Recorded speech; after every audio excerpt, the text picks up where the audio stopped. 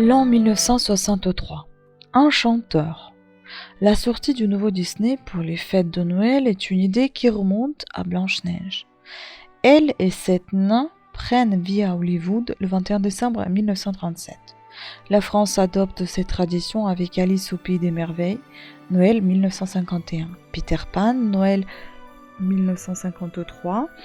La Belle et Clochard, Noël 1955. La Belle au Bois dormant, Noël 59. Les 101 Dalmatiens, Noël 61. Aux États-Unis, Disney fait encore plus fort en 1963, en présentant Merlin l'Enchanteur le 25 décembre. Cela tombe d'autant mieux que, dans la légende, c'est justement le jour de Noël qu'Arthur devient roi en arrachant Excalibur de son rocher. Les loups de Noël. Comme la foule sortait de l'église, des cris d'étonnement retentirent.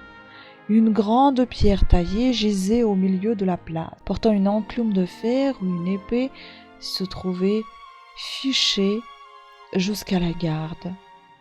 L'archevêque déchiffra la phrase gravée en lettres d'or. Celui qui ôtera cette épée sera le roi élu par Jésus-Christ. Une année désenchantée. La baguette magique de Merlin serait bien utile en cette année qui a vu la mort du pape Jean XXIII, celle de Piaf et de Cocteau le même jour. Il y a un mois, l'assassinat de Kennedy. L'an 1964. Record. Pour les fêtes, un film musical s'impose, My Fair Lady de George Cukor, avec Audrey Hepburn et Rex Harrison, sorti en salle tout exprès le 23 décembre. Humour, charme et tendresse sont au rendez-vous. Ce conte de fées en forme de pièce de théâtre à l'origine Pygmalion de Shaw a déjà donné lieu à une comédie musicale jouée un record 6 ans et demi non-stop à Broadway. Plus de 2000 représentations. Avec Julie Andrews dans le rôle titre, l'adaptation cinématographique va faire elle aussi un triomphe avec 8 Oscars à la clé. Et quel beau début de réveillon.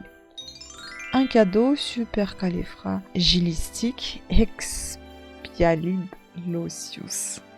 On retrouve Julie Andrews dans un autre film musical, énorme succès de l'année, signé Disney, couronné par 5 Oscars, Mary Poppins.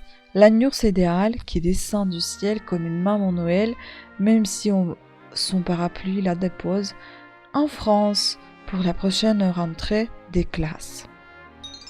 Le Père Noël contre les Martiens. Le pauvre est mis à toutes les sauces et en voie de toutes les couleurs. Ici, c'est à une opération commando rocambolesque à regarder au second degré que nous convie Webster, le kidnapping de Papa Noël par des extraterrestres frustrés de ne pas avoir de fête de Noël.